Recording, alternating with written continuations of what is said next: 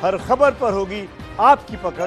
Download कीजिए ABP live app. तो तेज रफ्तार से खबरें देखी आपने, और अब बात एक बड़ी और अहम खबर की। मुंबई में एक के बाद एक ऐसी घटनाएं हो रही हैं जो उद्धव सरकार पर कई गंभीर सवाल खड़े कर रही हैं। अब उद्धव की पार्टी शिवसेना के कार्यकर्ताओं ने नौसेना के पूर्व अधिकारी पर हमला कर दिया। नौसेना के पूर्व अधिकारी के व्हाट्सएप पर एक संदेश फॉरवर्ड करने से शिवसैनिक भड़क गए और अधिकारी को दौड़ा दौड़ा कर पीटा गया। आपकी स्क्रीन पर ये दो तस्वीरें हैं। पहली तस्वीर मुंबई के कांदिवली में एक सीसीटीवी फुटेज की है, जिसमें भीड़ एक युवक को दौड़ा दौड़ा कर पीट रही है। दूसरी तस्वीर उस सोशल मीडिया पोस्ट की है जो इस पिटाई का कारण बनी। यह है नौसेना के पूर्व अधिकारी मदन शर्मा। आरोप है कि इनकी आंख पर चोट के निशान की वजह है शिवसेना के कार्यकर्ता। मदन शर्मा ने महाराष्ट्र के सीएम का ये कार्टून व्हाट्सएप पर किसी दूसरे को भेजा। मदन की माने तो इस बात की भनक लगते ही शिवसेना के कार्यकर्ताओं ने उन्हें बुरी तरह पीट दिया। कोई कार्टूनिस्ट था, वो कार्टून बना करके वो मीडिया पर डाला हुआ है व्हाट्सएप पर। तो व्हाट्सएप पर आने से मैं भी, जब मेरे को मिला तो वो भी मैं फॉरवर्ड किया, तो उसके वजह से वो लोग मेरे को लगता है मारे। मदन शर्मा की इस पिटाई ने एक बार फिर राज्य में कानून व्यवस्था पर सवाल खड़े कर दिए हैं। अभिनेत्री कंगना रनौत ने मामले में केंद्र से हस्तक्षेप की मांग की है। महाराष्ट्र में सरकार का आतंक और अत्याचार दिन ब दिन बढ़ते ही जा रहे हैं। आज उन्होंने एक एक्स सर्विसमैन को दिन दहाड़े सबके सामने, बहुत सारे लोगों ने एक अकेले इंसान को, वेटरन को अटैक किया और उन्हें बहुत बुरी तरह से मारा। उनकी गलती यही थी कि उन्होंने सरकार की निंदा की। मैं यही चाहती हूं कि सत्ता और राजनीति से परे यहाँ पे मानव और साधारण मानवीय के हक के चलते केंद्र सरकार इन चीजों में हस्तक्षेप करे। राज्य के पूर्व सीएम देवेंद्र फडणवीस ने भी उद्धव के राज को गुंडा राज करार दिया। फडणवीस ने ट्वीट कर लिखा, बेहद दुखद और चौंकाने वाली घटना। रिटायर्ड नेवी ऑफिसर को सिर्फ एक व्हाट्सएप फॉरवर्ड के कारण गुंडों ने पीटा। कृपया इस गुंडा राज को माननीय उद्धव ठाकरे जी रोकें। हम इन गुंडों के लिए कड़ी कार्रवाई और सजा की मांग करते हैं। बीजेपी नेता किरीट सोमैया ने भी मुंबई पुलिस से पिटाई करने वाले युवकों पर कार्रवाई की मांग की है। अब शिवसेना के कार्यकर्ता सोशल मीडिया पे कोई पोस्ट डालते तो उनके घर पर जाके उनको पीटेंगे, या मुंबई में कांदिवली में रिटायर्ड नेवी ऑफिसर के घर पर उसको मारना जाकर। मैंने मुंबई पुलिस को वार्निंग दिया है, आज रात में अगर वह गुंडों के ऊपर कार्रवाई नहीं हुई तो कल सुबह मैं कांदिवली पुलिस स्टेशन में जाके धरने पे बैठूंगा। सवाल सबसे बड़ा यह है कि मुंबई में, महाराष्ट्र में आखिर हो क्या रहा है, क्यों शिवसेना गुंडा सेना की तरह नजर आ रही है। और उस पर बात करने के लिए हमारे साथ कई खास मेहमान भी जुड़े हुए हैं। विवेक अग्निहोत्री साहब हमारे साथ मौजूद हैं, फिल्म निर्देशक हैं। राम कदम बीजेपी प्रवक्ता, संजय गुप्ता राजनीतिक विश्लेषक है। तमाम लोग हमारे साथ जुड़े हुए हैं। चर्चा की शुरुआत विवेक अग्निहोत्री मैं आपसे करना चाहूंगा। क्या हो रहा है महाराष्ट्र में, क्या हो रहा है मुंबई में? कोई भी अगर विरोध करेगा तो दौड़ाकर पीटेंगे। मतलब मैं जब बंबई आया था तो उस वक्त में जो नॉर्थ से लोग आते थे उनको मार पीट के, दादागिरी करके, टैक्सी वालों को, रेडी वालों को मार पीट के भगाया जाता था। और मैंने सुना था कि यहाँ पे काफी मुश्किल है अगर आप सैनिकों के खिलाफ कुछ बोले। पर मुझे ज्यादा यकीन इसलिए नहीं था कि हाँ ठीक है, मैंने सोचा होता, लेकिन मैंने खुद अपनी आंखों से देखा जब ये लॉकडाउन शुरू हुआ। अप्रैल में जब कर्फ्यू लगा था पूरे के पूरे मुंबई में, और आप घर से बाहर नहीं निकल सकते थे, और तो और सब्जी नहीं खरीद सकते थे, सब्जी मिल भी नहीं रही थी, कोई जीरो मूवमेंट जब था। उस वक्त मेरे को जब पालघर में साधुओं की लिंचिंग हुई तो मैंने उसके बारे में काफी लिखा था। और दूसरा, मैंने कोरोना को लेके जो मिसमैनेजमेंट चल रहा था, पुलिस लोगों को मुर्गा बना के लाठियों से मार रही थी, उस सब के बारे में लिखा। तो मेरे को पुलिस ने बुलाया। मैंने कहा मैं नहीं आ सकता हूँ इस कर्फ्यू में, और मेरे घर में 95 साल के मेरे ससुर रहते हैं, इट्स इम्पॉसिबल। और जब सरकार ने बोला है कि आप घर से बाहर नहीं निकलेंगे, आप मुझे किस बेसिस पे बुला सकते हैं? तो वो लोग मेरे घर पे आए। हमारी बिल्डिंग में अलाउड नहीं है ऊपर आना, तो बाहर 2 घंटे खड़े होके, मैं और मेरी पत्नी भी थी मेरे साथ, खड़े होके उन लोगों ने मेरे को इंटिमिडेट किया।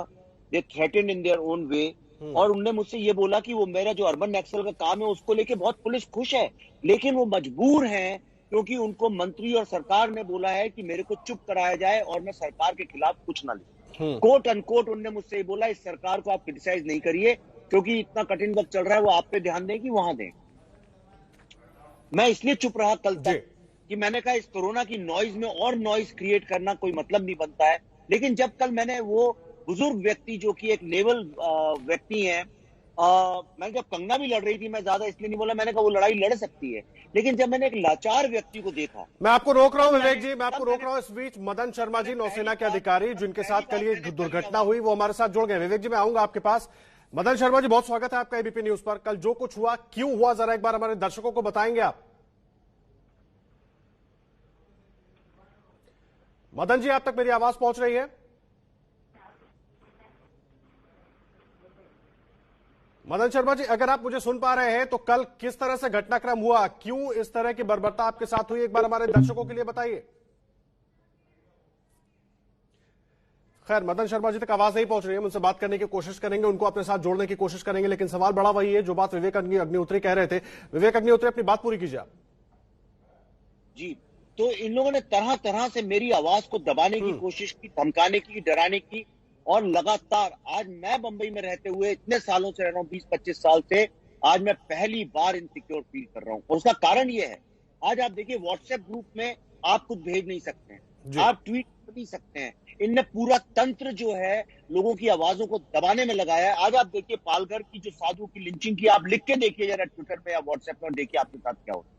मैं कम से कम 15-20 ऐसे इन्फ्लुएंसर्स को जानता हूं जिनको पुलिस ने धमकाया है, चुप कराया है। हर आदमी तो मेरी तरह लड़ नहीं सकता है, और यही इनने कंगना के साथ किया। अब मैं चाहता हूं कि बांद्रा का हर एक जो बंगला है वो पूरी तरह से लीगल है। क्या चीफ मिनिस्टर साहब जो है लिख के बयान देने को तैयार है कि मातोश्री का एक एक इंच जो है बीएमसी के कायदे कानून और लॉ के हिसाब से बना है, उसमें एक इंच भी गलत नहीं है। प्रॉब्लम ये है, ये बॉलीवुड के स्टार्स को अपना चीयर लीडर बना के, ब्रांड एम्बेसडर बना के, अपनी सरकार की जो दरारें हैं उन पे पोस्टर चिपका के चुप कराना। विवेक, मैं आपके पास आ रहा हूं, आप रहे हमारे साथ, माफी के साथ बीच में रोक रहा हूं। मदन शर्मा जी हमारे साथ जुड़ गए हैं, पूर्व नौसैनिक जिनके साथ कल ये दुर्घटना हुई, कल बर्बरता की गई उनके साथ। मदन शर्मा जी, बहुत स्वागत है आपका। एक बार हमारे दर्शकों के लिए बताइए, कल आपके साथ आखिर ये सब कुछ क्यों हुआ, किन लोगों ने किया, क्या कुछ कहा आपसे? देखिए, मुझे व्हाट्सएप पर एक कार्टून था, उसको शेयर करने के लिए जो शेयर मैसेज था वो हमने ग्रुप में शेयर किया था। वो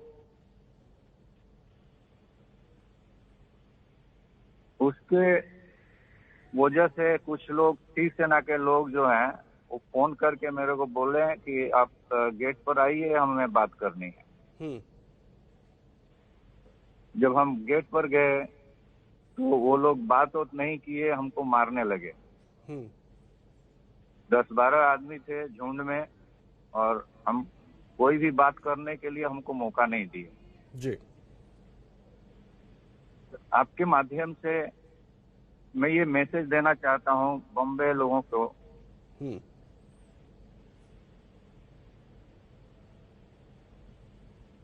कहिए कहिए मदन जी, अपनी बात पूरी कीजिए। हेलो जी, मैं ये सुन मैसेज देना चाहता हूं कि शरीर के किसी एक पार्ट में कांटा चुभता है तो पूरे शरीर को नुकसान देता है। आज मुंबई में जो आए दिन शिवसेना के जरिए जो दुर्घटना हो रही है, ये चीजें कई दिनों से देखा जा रहा है। ये पूरे भारत में असर कर रहा है। मैं उन युवाओं को बोलना चाहता हूं जो क्षण पैसे के लिए दूसरे से काम करते हैं, दूसरे के लिए काम करते हैं, उनसे उनको नौकरी मांगनी चाहिए, ना तो गुंडागर्दी वगैरह करनी चाहिए।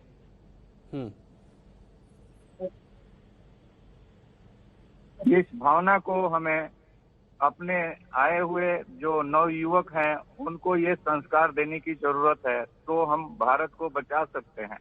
जी, हम मिलिट्री में, डिफेंस में सर्विस किए तो कोई राज्य के लिए नहीं बल्कि भारत के लिए काम किए हैं। अपना जवानी जो है भारत के लिए दिए हैं। आज जो नेपोटिज्म हो रही है ये दुर्भाग्यपूर्ण है हमारे भारतवर्ष के लिए। और इस जो भारत के लोग जो ये कैपिटल स्टेट जो बॉम्बे को बनाए हुए हैं, सारे भारत से आकर के ये कैपिटल बॉम्बे को बनाए हुए हैं, इस पर असर पड़ रही है, रोजगार का असर पड़ रही है, इकोनॉमी का असर पड़ रही है। इसको देखना बहुत जरूरी है। हमें इस बात पर चिंतन करना चाहिए गवर्नमेंट को, ना तो आपस में लड़ाई झगड़ा शेयर के लिए, इसके लिए, उसके लिए करनी चाहिए। जी मदन शर्मा जी, कल का घटनाक्रम किस तरह से हुआ? कल अचानक आप पर हमला हो गया, आप एक बार बताएंगे हमारे दर्शकों को कि क्या कुछ हुआ? वो लोग जो आए उन्होंने आपसे क्या कहा, कुछ कहा हो, फिर कुछ बहस हुई हो, क्या हुआ था वहां पर? हमको मारने के लिए आ गए थे शिवसेना के लोग जी, बात करने के लिए बुलाए थे, लेकिन तब तो मारने लगे हमको। वो सीसीटीवी में फुटेज में आया हुआ है। और उसके बाद से उन्होंने फिर 2 पुलिस भेजा मेरे घर पर अरेस्ट करने के लिए, जबकि मैं इसको मारे भी हैं। लेकिन उस बीच में हमारे बीजेपी नेता आकर के हमको सपोर्ट किए, रानी जी सपोर्ट की जी, वरना मेरे को मारे भी थे और फिर मेरे को जेल में भी रहना पड़ता है।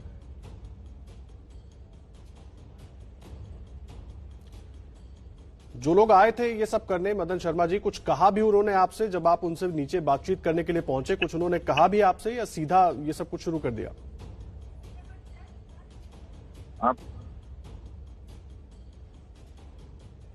आपका साउंड कम आ रही है मदन जी। मैं ये जानना चाह रहा हूं, जो लोग आए थे, आप ये जो जिनको आप बता रहे हैं कि जिन लोगों ने ये सब कुछ किया, उन लोगों ने आपसे कुछ बात भी की, कुछ धमकाया भी, कुछ कहा भी, या जैसे ही आप नीचे पहुंचे आपके साथ ये दुर्व्यवहार शुरू कर दिया?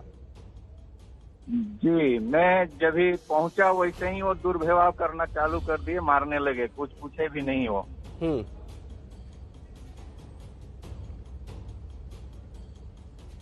कुछ पूछे भी नहीं। ऐसा तो आप ग्रुप्स पे तो बहुत सारे मैसेज आते रहते हैं, आपने अपने जाहिर सी बात है जानकारों के ग्रुप में शेयर किया होगा, फिर कैसे ये बात शिव सैनिकों तक पहुंच गई? क्या आपको लग रहा है 6 लोगों को गिरफ्तार किया गया है, फिर कैसे ये लोग वहां पहुंच गए आपके साथ ये सब कुछ करने के लिए?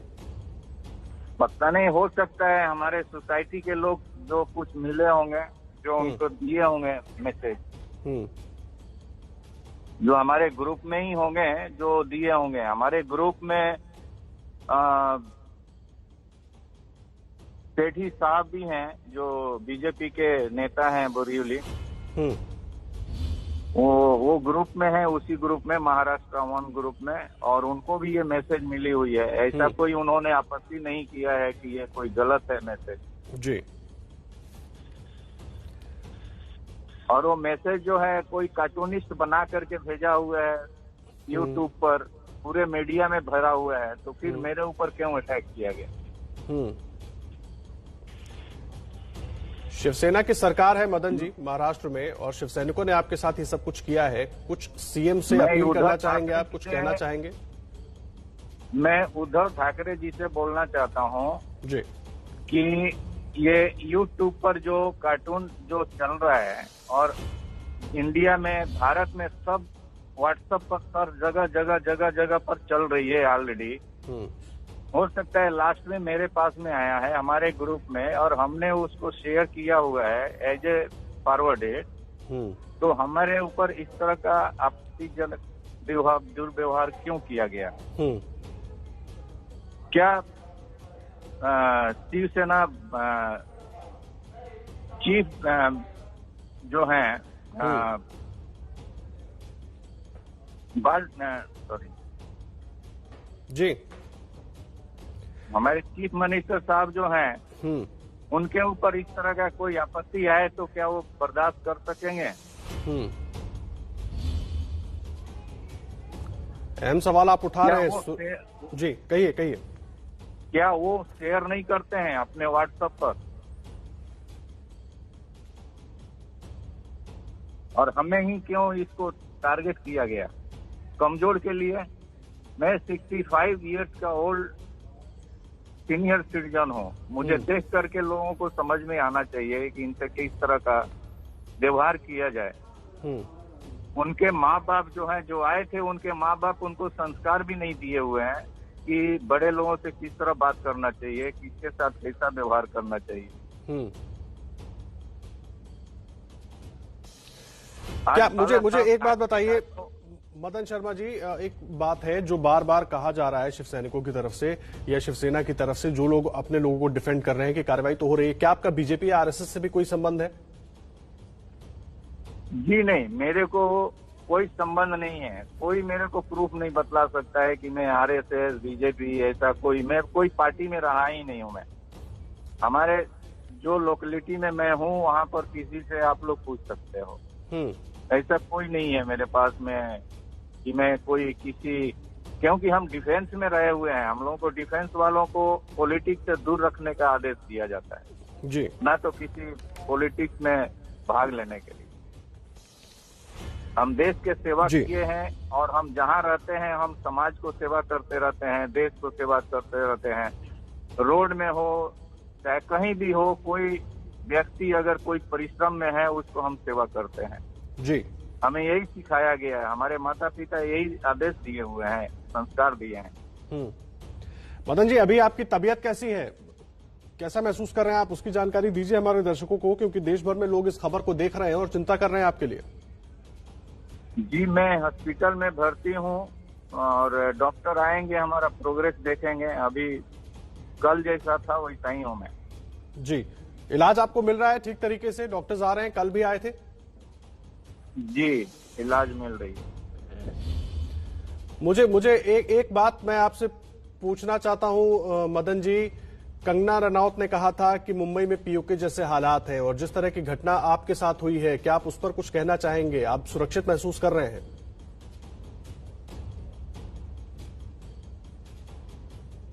जी देखिए, कंगना रनौत तो हाई सेलिब्रिटी हैं, वो कुछ भी बोल सकती हैं और वो कोई गलत नहीं बोली हुई जी। मैं उनके साथ हूँ। वो जो बोली हुई है उस तरह का दुर्व्यवहार मैं देख रहा हूँ, मैं बॉम्बे में ऐसा हो रही है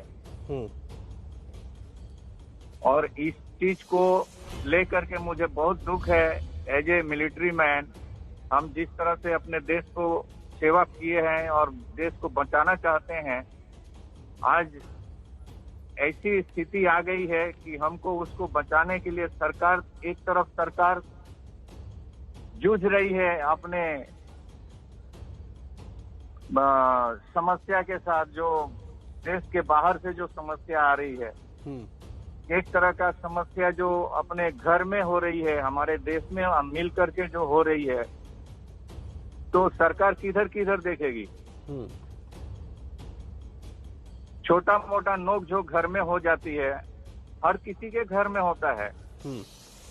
एक हमारा भारत जो है ये बड़ा घर है, यहाँ पर भी छोटा मोटा नोक झोंक हो रही है, लेकिन सरकार ये अपने घर में छोटा मोटा नोक झोंक देखेगी या बड़े नोक झोंक के चक्कर में पड़ेगी उसको सुलझाने के लिए। जो हमारे बॉर्डर पर आज क्या समस्या हो रही है, अपने नौजवान किस तरह से, आज ठंडा का मौसम हो रही है, वहां पर कोई विचार कर रहा है कि उन लोग कैसे रह रहे होंगे और आने वाले दिन ठंडा में वो कैसे रहेंगे जी। वो समझाने की बात है, वो सुलझाने की बात है, ना तो नेपोटिज्म यहाँ पर महाराष्ट्र में करके ये कैपिटल अपना इकोनॉमी खराब हो रही है। हमें कोरोना से बाहर निकल करके आज हमें स्पीड अप करना चाहिए इकोनॉमी को, तो हम ऐसी दुर्भाग्यपूर्ण स्थिति में फंस गए हैं बॉम्बे में। ये कैपिटल स्टेट है, कैपिटल सिटी है, अगर यहीं पर डाउन रहेगा हर चीज का तो बाकी जगह कैसे उभारेंगे हम लोग जी।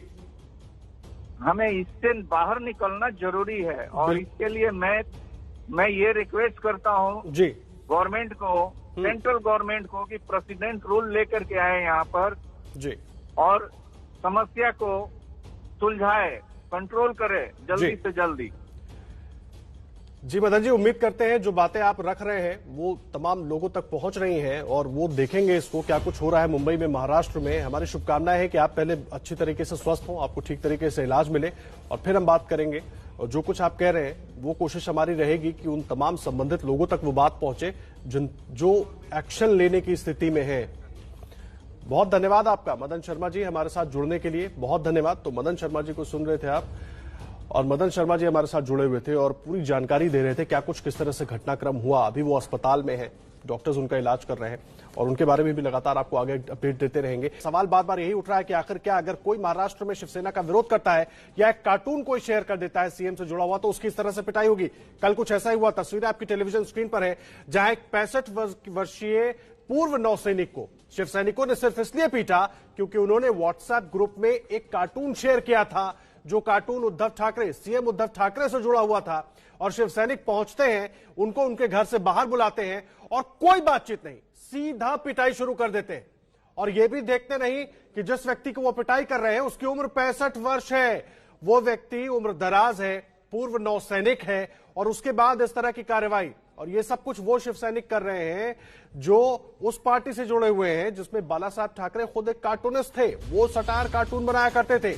और अब जब इस तरह की चीजें हो रही हैं मुंबई में, तो शिव सैनिकों को वो मंजूर नहीं है। और इस वक्त आपको बता दूं, मदन शर्मा से जब हमने बात की तो उनका कहना था कि महाराष्ट्र में राष्ट्रपति शासन लगना चाहिए। और कंगना के पीओके वाले बयान से मैं बिल्कुल सहमत हूं।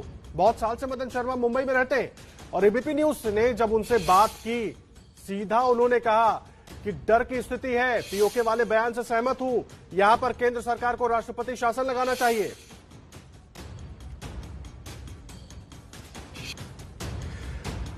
और देखिए, इस वक्त हमारे साथ संजय गुप्ता साहब जुड़े हुए हैं, राजनीतिक विश्लेषक, और बीजेपी प्रवक्ता राम कदम साहब भी हमारे साथ जुड़े हुए हैं, अजय दुबे भी जुड़े हुए हैं। राम कदम साहब, मैं आपके पास आऊंगा। साफ साफ कहा है मदन शर्मा जी ने कि बहुत सालों से रह रहे हैं लेकिन कंगना के पीओके वाले बयान से सहमत है, राष्ट्रपति शासन लगना चाहिए। आखिर ये स्थिति क्यों आ गई?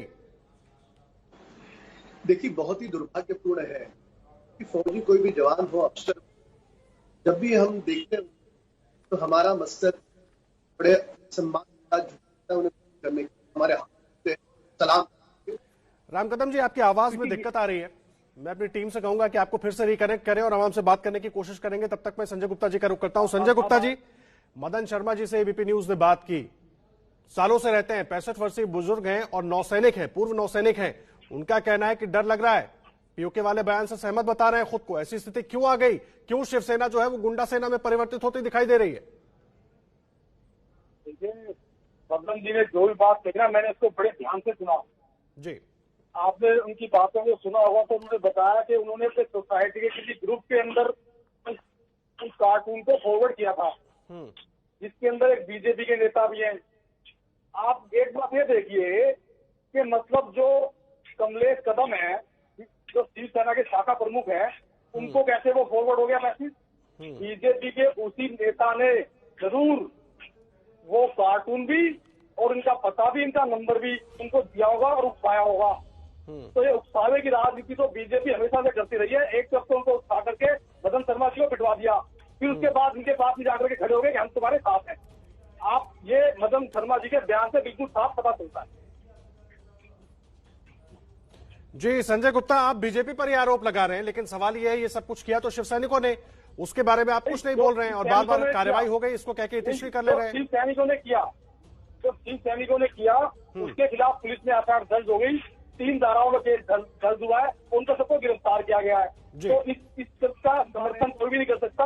उनके खिलाफ जो भी लीगल एक्शन होना चाहिए था वो हुआ है। लेकिन बीजेपी जिस तरह से ये पीछे से उठा करके फिर उनके साथ दुर्घटना घटवा करके जिस तरह से कंगना जी के साथ ये हुआ है, मतलब एक तो पहले तो उनको उनकी तरफ से बयान दिलवा दिया, फिर उनके बाद उनके साथ खड़ी होगी वो कंगना जी। आप संजय गुप्ता मुझे एक बात बताइए, संजय गुप्ता जी मुझे एक बात बताइए, आप बीजेपी शिवसेना कहाँ चक्कर में पड़ रहे हैं? एक पूर्व नौसैनिक के साथ ये मारपीट हुई है, किसी आम आदमी के साथ मारपीट नहीं हुई, पूर्व नौसैनिक जिसने देश की सेवा की है, अलग अलग जगह पर सीमा पर अपनी जान की बाजी लगाई है, उसको इस तरह से पीट देंगे सिर्फ एक कार्टून शेयर करने पर? नहीं, गलत है, वो उसका समर्थन नहीं है, उसका बिल्कुल भी समर्थन नहीं है कि मदन शर्मा जी के साथ जो उसका समर्थन हो। लेकिन मदन शर्मा जी के बयान को जो उन्होंने आपके ही चैनल पे दिया है, मैंने बहुत ध्यान से सुना है। उनके सोसाइटी के ग्रुप के अंदर कोई शिवसेना का नेता नहीं है, उनके सोसाइटी के ग्रुप में बीजेपी का नेता का नाम लिया उन्होंने, जिन्होंने ही शिवसेना के कमलेश कदम को मैसेज फॉरवर्ड किया होगा, उन्होंने उनका एड्रेस दिया होगा। चलिए, आप बीजेपी की बात कर रहे हैं, मैं बीजेपी से जवाब ले लेता हूं। संजय गुप्ता, राम कदम साहब बीजेपी पर आरोप लगा रहे हैं कि ग्रुप में बीजेपी के नेता शामिल थे, उन्होंने ही शिवसेना को फॉरवर्ड किया, तब शिव सैनिक पहुंचे और मदन शर्मा जी के साथ ये दुर्व्यवहार किया। कैसा शर्मनाक बयान है यहाँ पे शिवसेना नेताओं का। जो देश के फौजी है, अफसर है, उनको हाथ सलाम करने के लिए उठने चाहिए, क्योंकि माँ भारती के लिए अपने प्राणों की चिंता किए बगैर वो रक्षा करते हैं, और जब शहीद होने का समय आता है हंसते हंसते शहीद होते हैं। ऐसे फौजी व्यक्ति को मारने के बाद भी हाथ जोड़ करके सारे करोड़ों देश के फौजियों की माफी मांगने की जगह पे यहाँ पर सियासत की राजनीति कर रहे हो। क्या हो क्या गया है तुम्हें? कौन सा अहंकार आ गया? हाँ, तुम्हारी बात जो नहीं माने उसको जाकर के पीटोगे। अरे भाई साहब, अगर हिम्मत हो ना तुम्हारे शिवसेना के कार्यकर्ता, सुन लो अभी मेरी बात अच्छे से सुन लीजिए। आप सुन लीजिए, समूचा देश क्रोधित है आप पर, आक्रोश हो रहा है देश में। क्या लगा के रखा है आपने? अरे वो 65 वर्ष का बुजुर्ग आदमी है, उसके साथ फौजी है, उसके साथ एक अकेला तुम्हारा शिवसेना वाला आता है, 2 आते हैं, उनसे निपट लेता। 12-12, 15-15 लोग। अरे भाई साहब, आप बोलते समय शांत था मैं, आप सुन लीजिए। वो अकेले फौजी के साथ तुम्हारे 2 शिवसेना के नेता भी आते हैं तो हमारा फौजी भाई निपट लेता। एक बुजुर्ग आदमी के साथ 12-12, 15-15 लोग आएंगे तुम्हारे? अरे ये तो तुम्हारी बौखलाहट है, ये तो तुम्हारा डर है, ये तो तुम्हारा भय है। तुम्हारा हर कदम एक नई गलती को जन्म दे रहा है, और हर तुम्हारी नई गलती तुम्हारा विनाश का कारण हो रही है। क्या कारण है? जो तुम्हारे विरोध में बात करे तुम उसका घर तोड़ देते हो, जो तुम्हारे विरोध में बात करे उस पत्रकारों को जेल में डाल देते हो, जो तुम्हारे विरोध में बात करे उसके ऊपर अलग अलग पुलिस थाने में तुम केसेस कराते हो। लेकिन राम कदम साहब, ये तो पहले भी हो रहा था ना महाराष्ट्र में, जब आप लोग साथ में थे तो तब भी हो रहा था ना। बीच में जोड़ रहा हूँ इसको। एक उदाहरण बताइए कब हुआ था ऐसा? देवेंद्र फडणवीस जी के कार्यकाल में एक भी ऐसा उदाहरण नहीं है। आदर्श जी, दावे के साथ कहता हूँ, प्रवक्ता था, पूरी राज्य की जानकारी रखता हूँ। देखिए, ऐसा है कि देश के फौजी भाई को मारने का समर्थन पूरे देश में कोई नहीं कर सकता। यहाँ पे अब तक आप तो उन लोगों को पार्टी से निकाला, इस प्रकार का बयान 4 साल तक आपने पीडीपी का समर्थन किया। 4 साल तक सरकार बना के रखी। 4 साल एक करके अगर आप बोलेंगे, अगर आप लोग बोलेंगे तो आपकी बात दर्शक ज्यादा बेहतर समझेंगे। मैं आपके पास आ रहा हूं संजय गुप्ता। आप जो आरोप लगा रहे हैं कि एक बीजेपी नेता ने फॉरवर्ड किया, उसने शिवसेना को दिया, क्यों देगा वो शिवसेना को? वो सब बातें मुझे नहीं जाननी। मुझे ये जानना है क्या शिवसैनिकों में इतनी अकल नहीं है कि एक 65 वर्षीय बुजुर्ग, एक पूर्व नौसैनिक, उसको हम अपनी गुंडागर्दी दिखाएंगे? ये शिवसेना की नीति है। उनको सब पता है कौन सा क्या है। पूरी मनगढ़ंत कहानी है इनकी, इसमें कोई दम नहीं है। बीजेपी के नेता आदर्श जी, मैं आऊंगा राम कदम जी, जवाब लूंगा आपसे। मैं जवाब लूंगा आपसे।